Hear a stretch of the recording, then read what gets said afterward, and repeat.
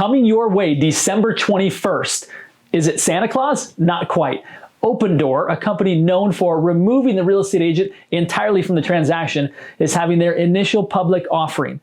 Now, I want to share with you what that means for you, and more importantly, the 3 fates of real estate agents that don't continue to innovate, both in how they get the customer and in how they serve the customer. And then I'm going to talk to you about a path forward to where you can always remain at the center of the transaction. So you're familiar with Opendoor. What you may not be familiar with is that they posted $1.9 billion in revenue the first 6 months of 2020. Now, you and I both know that in 2020, there was not a lot of homes being bought and sold by Opendoor because they actually turned off their entire home buying process during the first few months of COVID. Yet they still continued to do a lot of business. Now, you might be arguing that, well, they're not making any money yet. Well, just know that that was once said about Zillow as well. Zillow lost money for years and years. And just this past quarter, they posted a $40 million profit. So I think it behooves all of us to take a look at all of these tech giants to say, eventually they're probably going to be profitable, especially if they're taking their case to Wall Street and Wall Street is betting on them big time. So what does that mean for us? What does that mean for the real estate industry? Should we look around and say the sky is falling, or should we just find ways to innovate? Well, you know me, and the answer is always going to be the latter. That there's always a place for those professionals who continue to innovate both in the way that they get the customer and in the way that they serve the customer. But first and foremost, let's talk about those 3 fates that I promised you for those who do not innovate. Fate number 1, you run an unprofitable business that pays you mere wages while you wear out your health and your relationships. You know what I'm talking about. There's certain years where you spend so much time cultivating that big database and you look back to see how much money that I actually make.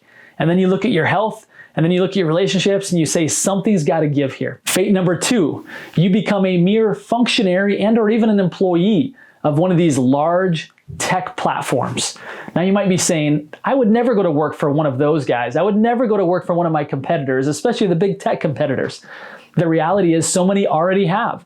You look at companies like Redfin, you even look at what Zillow is doing, where they're creating their own brokerage. Sure, currently people work as independent contractors, but over time, guess what? He who has the gold makes the rules. That's the golden rule. And if Zillow has all the clients and all the customers are going to them, guess what? You will have to work for what Zillow says you will work for. Fate number 3, you are forced out of your industry altogether.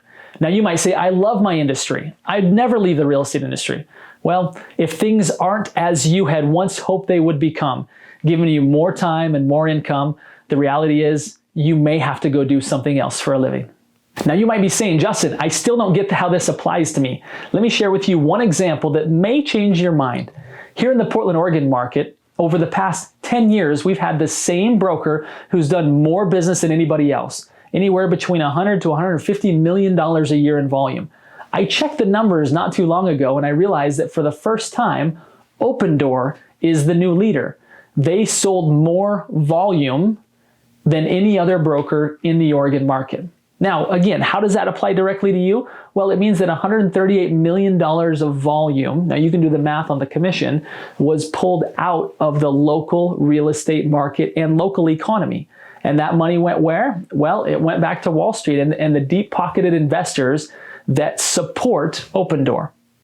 So now am I positioning myself as the anti-tech guy, as the guy who's going to try and fight these big tech platforms? No, and neither should you. You do need to be aware, however, of the threat. You need to be aware that these large companies, with their massive amounts of revenue coming into their company, even though they're not profitable, they're taking a percentage of that money and investing it back into marketing and advertising in order to convince your future clients that they may not need you, that they may be able to do a real estate transaction without you or without a real estate agent altogether. So where do we go from here? Well, you are not going to be able to combat those large marketing and advertising budgets of those big tech platforms.